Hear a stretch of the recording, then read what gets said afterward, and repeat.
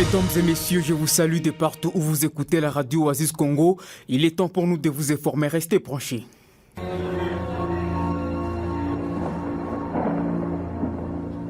Oasis, la météo. La prévision météorologique de ce mardi 17 septembre 2024 se présente de la manière suivante en ville de Beni. La température maximale sera ressentie à 27 degrés Celsius et la minimale à 18 degrés Celsius. Le vent courra à 10 km par heure l'avant-midi en direction sud-ouest et à 20 km l'après-midi en direction sud-sud-ouest. Ces jours, le ciel sera accompagné d'orages et d'averses. Les lever du soleil 5h52 et se coucher à 17h59. La météo prévoit un risque de pluie ce mardi dans la ville de Beni. Prenez donc vos précautions.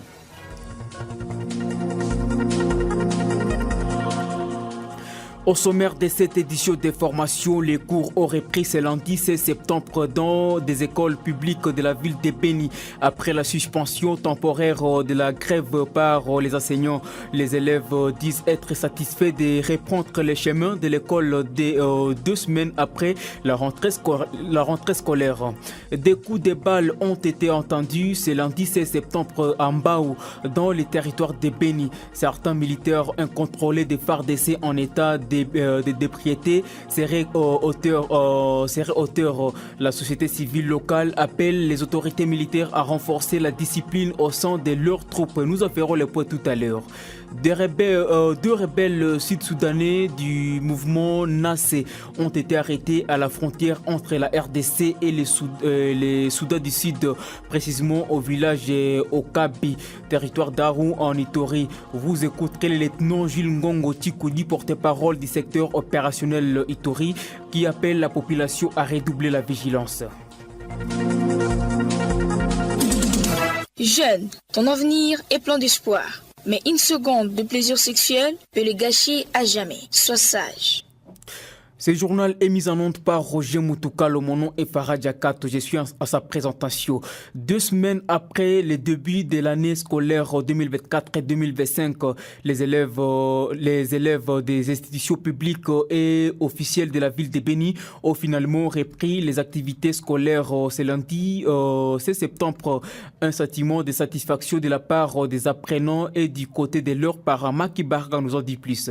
Ce lundi 16 septembre 2024, dès les premières heures, les enseignants grévistes ont repris la crève et les élèves des écoles publiques sont de nouveau des valeurs instructeurs. Kavu Ongamwavia Kinola, représentante des élèves de l'Institut Bungulu Beni, est animée par une satisfaction totale. Je suis très contente de savoir qu'on vient tout juste de commencer à étudier. Aujourd'hui, on a très bien étudié d'abord. Les messages que je peux adresser aux élèves là qui sont encore à la maison, qui demain qu'ils puissent se préparer et venir à l'école vu que les cours ont commencé. Ce même sentiment a été partagé par Kambale Makwano Issé, président des élèves de l'Institut Munyembelu Beni, qui s'est dit content de voir les cours reprendre. On est vraiment content pour que l'école commence. Ça donne aussi la joie aussi parce que les 2 semaines là qu'on a perdu, c'est vraiment beaucoup. Parce que pour les récupérer, ça demandera beaucoup d'efforts. Une maman trouvée sur terrain, en train d'amener ses fils à l'école, s'est également félicitée de la reprise et appelle le gouvernement congolais à songer à vite résoudre les problèmes des enseignants. Ça me fait de joie et me voir les activités reprendre, c'est plus qu'une joie. J'appelle le gouvernement en pensée tout d'abord aux enseignants, c'est parce qu'ils ont été enseignés, le gouvernement doit songer à la demande des enseignants. Dans la ville de Beni, le mouvement de grève est suspendu pour 48 heures après la déclaration de l'intersyndicale, décision prise à l'issue de l'Assemblée générale extraordinaire des enseignants détenus dimanche par Michael Louko Batundi. Nous demandons aux enseignants de rentrer à l'école. Nous suspendons la grève en dehors 48 heures tout en mettant en garde ces banques payeuses-là de la place qui tardent encore à lancer la paye bien qu'ils ont déjà reçu les enveloppes de la part du gouvernement congolais. Et les enseignants membres d'Isieko, ville de Butembo, ont décidé de maintenir leur mouvement de grève jusqu'à nouvel ordre. Cette décision commune est ressortie de leur assemblée générale extraordinaire tenue ce lundi à Kitoulou. Selon ces grévistes, leur décision est motivée par la non prise en compte de leurs revendications par l'autorité compétente. Toujours dans cette partie, plus d'une maison d'habitation ont été touchées par des inondations ce lundi en ville de Butembo. Suite à une forte pluie, les eaux de la rivière Kimemi ont débordé, causant ainsi des inondations en commune de Boulenguera, précisément en cellule Londo. Les victimes de cette catastrophe naturelle appellent les bonnes volontés à leur venir en aide. Dans le cadre de la lutte contre la malnutrition des déplacés des guerres vivant en ville de Beni, le laboratoire Adieu la gloire international a procédé ce lundi 16 septembre à la distribution de l'échantillon des vivres constitués essentiellement des patates douces et haricots. Dr Germain Kakule Kitoko, responsable de cette structure sanitaire, indique que ces aliments seront distribués à 150 personnes dans 5 sites de déplacés en ville de Beni. Un sentiment de satisfaction de la part des bénéficiaires qui remercient de vive voix le docteur Germain Kakule Kitoko pour cet acte charitable. Nous vous proposons de les écouter dans ce Vox Pop. Je suis habitante de Mangote. Je suis vraiment contente de recevoir la nourriture. Comme je suis vulnérable, je suis vraiment contente et que Dieu vous bénisse. Il s'agit de Dr Germain Kakule Kitoko qui nous a donné à manger pour nous aider à survivre. Nous les remercions infiniment. Nous lui demandons de se souvenir toujours à nous, même prochainement, parce que nous n'avons rien à faire. Que Dieu les bénisse. Je suis déplacé venu de Mangina. Je vis en ville de Beni, quartier Kasangatuha. Nous souffrons beaucoup, mais nous remercions le docteur Germain Kakule Kitoko pour ce geste combien louable. Qu'il continue ainsi et que Dieu le bénisse. Nous nous retrouvons ici parce que le docteur Germain Kakule Kitoko nous a appelés. Il nous a amenés à manger. Nous sommes vraiment très contents. Nous demandons aussi à notre gouvernement de nous venir en aide. Nos enfants souffrent, ils n'étudient pas, ils n'ont pas de habits. Ici à Beni, vraiment, nous souffrons. Que le docteur Germain Kakule Kitoko continue ainsi et que le gouvernement puisse appuyer. La communauté de la région de Beni au Nord Kivu est appelée au reboisement pour éviter les conséquences liées à la destruction de la couche d'ozone. L'appel est déjà fait Miteheker est environnementaliste dans cette partie du territoire national. Il l'a lancé ce lundi à l'occasion de la célébration de la journée internationale de la protection de la couche d'ozone. Dans ses interventions, ces chercheurs en géographie et gestion de l'environnement décourage l'agriculture par surbrûlure et la prolifération des ressources alternatives en électricité au profit du courant continu. Jafet Miteheker est au micro de Faustin Sambiré. La couche d'ozone, c'est une enveloppe qui sépare la Terre au Soleil. La couche d'ozone permet d'arrêter 50% des rayonnements solaires. Si la communauté arrive à détruire cette couche, il y a plusieurs conséquences, notamment la désertification. Il y a aussi l'augmentation de la température sur la surface de la planète, c'est-à-dire le réchauffement planétaire. Il y aura aussi le changement des saisons. La saison va changer. Il y aura même l'augmentation du niveau d'eau des mers. Pour protéger cette couche d'ozone, nous encourageons le reboisement. Car nous plantons les arbres, chères communautés, que cela ne soit pas un slogan, mais que cela se manifeste dans notre vie quotidienne. Plantons les arbres, bien sûr. À part planter les arbres, nous encourageons la population d'appliquer les moyens de transport naturels. On doit voyager moyennant les pieds pour de petites distances. Pour de longues distances, on peut utiliser les navires, les bateaux. On peut utiliser les transports en commun.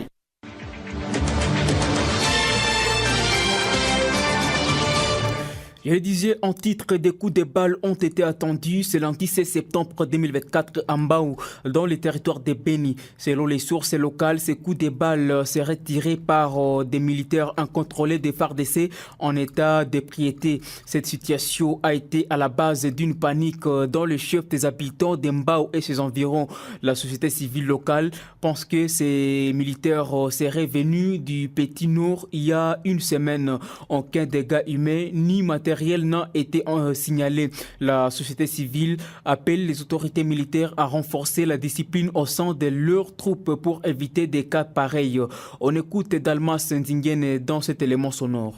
En fait, il y a eu deux militaires qui étaient en état de débriété, qui ont crépité des balles. Ils circulaient dans les milieux à crépiter des balles, on ne sait pas pourquoi. Quelque part, on s'est retrouvé que c'était une affaire de rivalité entre les militaires. C'est pourquoi nous demandons aux autorités militaires de veiller à la discipline de nos militaires. Puisque quand ils commencent à crépiter comme ça des balles dans les milieux, c'est juste de paniquer la population inutilement. On pensait qu'il y a déjà incursion des ADF. Et voilà que tout le monde a maintenant la peur au ventre. Nous demandons aussi à des femmes libres qui se trouvent dans les milieux aussi, aux autorités de contrôler ces femmes libres, puisque à un moment on est en train de constater qu'il y a des militaires qui sont en train de fuir de l'autre côté sur les lignes de front du Petit Nord pour venir maintenant se réfugier ici. Alors les autorités doivent maintenant veiller, contrôler ces milieux là où il y a des quiches, voir est-ce que ces éléments-là ne sont pas cachés là-bas. Les militaires ne sont pas encore arrêtés, ils ont pris la direction de Bololoma Mukakir, mais les services de sécurité sont à pied d'œuvre de maîtriser. C'est brebis galère, voilà.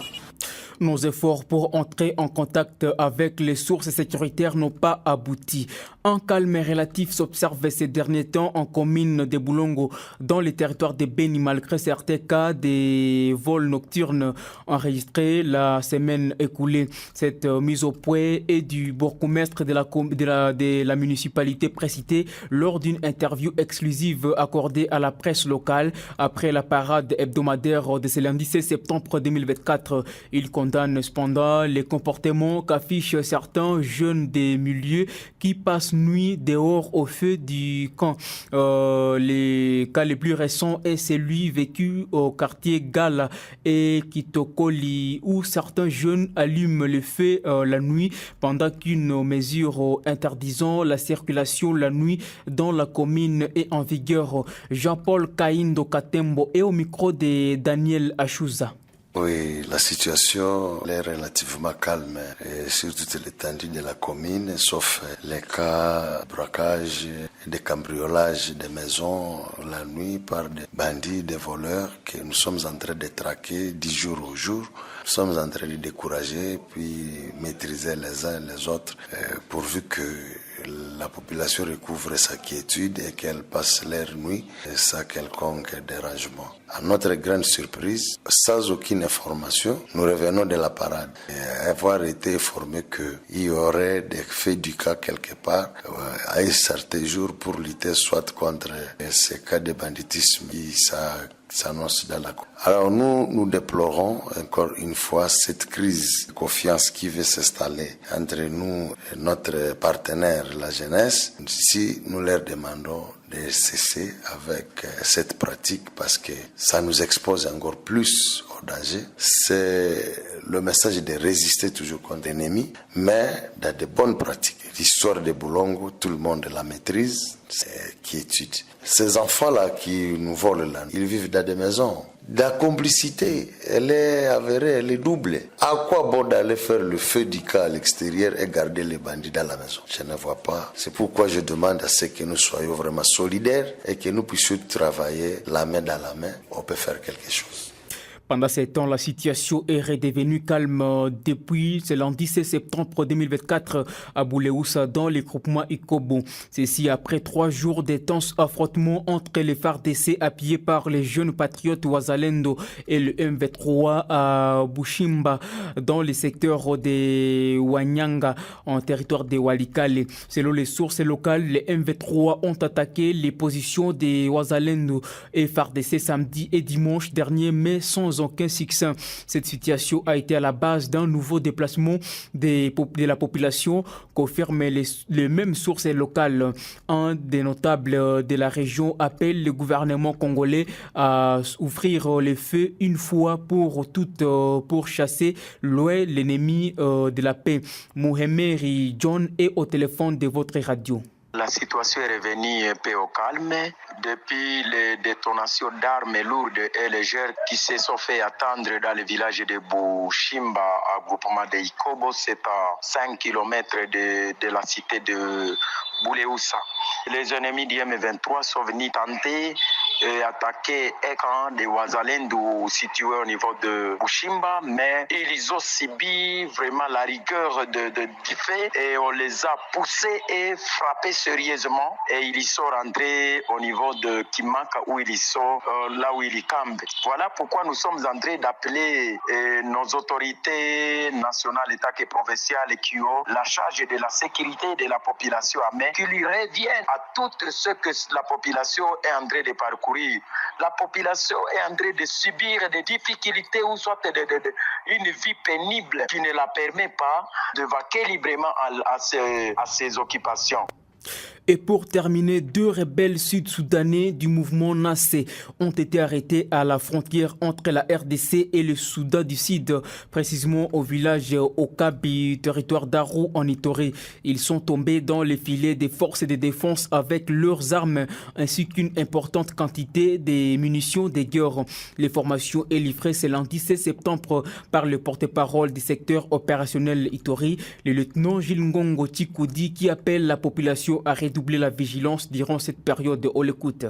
Les forces armées ont mis la main sur 2 rebelles de ces mouvements NAS. Emmanuel Odo et Daniel Madiani sont tombés dans le filet de forces armées de la République démocratique du Congo. Ces miliciens ont été arrêtés au village Okabi, groupement Kacha, chefferie Kaliko Omi dans le territoire d'Aru. Ces rebelles, munis de leurs armes, ont été récupérés par les forces armées de la République démocratique du Congo avec un lot important de munitions. Pour le moment, ces rebelles NAS sont entre les mains de services de défense et de sécurité de la RDC avant leur évacuation au secteur opérationnel Ituri. Au nom du commandant des opérations, lieutenant-général Luboyankan Sharmadjoni, nous encourageons tous les éléments de forces armées engagés contre le groupe armé dans leur traque, interne ou externe, dans les frontières où vous êtes. Poursuivez tout cela qui menace l'intégrité du territoire national.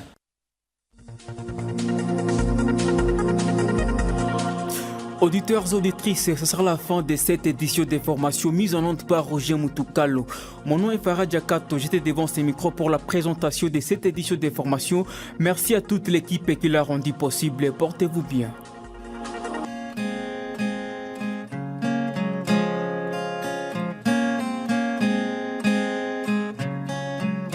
La suspension du chef de division par un chef de division, ça se passe à la préfecture du Haut-Plateau, à l'est du royaume de là-bas, où nous sommes à plein pèlerinage.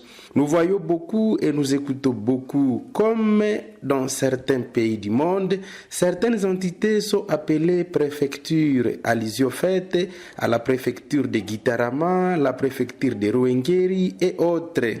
Et donc, nous ne parlons pas ici d'une école, plutôt d'une entité administrative où le titulaire au grade de chef de division a suspendu son administratif lui aussi avec le grade de chef de division.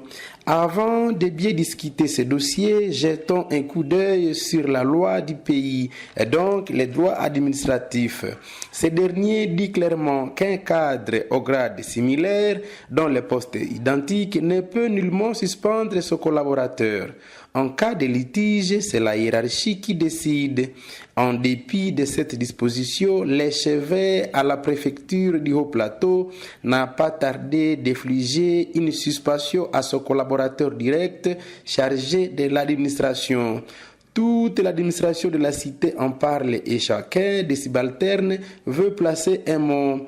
Plusieurs réseaux sont avancés, tantôt les numéros d'ordre, tantôt les appellations ou alors les conflits de rôles. Les ouvriers et agents commis au grand bureau de la préfecture renseignent et confirment que le vrai problème c'est le partage. L'homme suspendu serait en train de réclamer la transparence dans la gestion financière de la préfecture. Pour rappel, dans la dite entité, il n'y a aucune action de développement de la part de l'autorité. Le personnel n'accède plus à la prime locale. La petite équipe autour de l'autorité s'accapare de toutes les recettes réalisées. À dire vrai, l'homme a donc été suspendu, l'homme a donc été mis à l'écart pour ne pas trop gêner ceux qui sont à la mangeoire. À travers la fenêtre, le pèlerin a observé de loin une reprise catastrophique entre les suspendus et l'entrant. Un chef de division occupant le poste par intérim suspend un chef de division confirmé à son poste par la cour royale. Non, le royaume de là-bas est une nation exceptionnelle.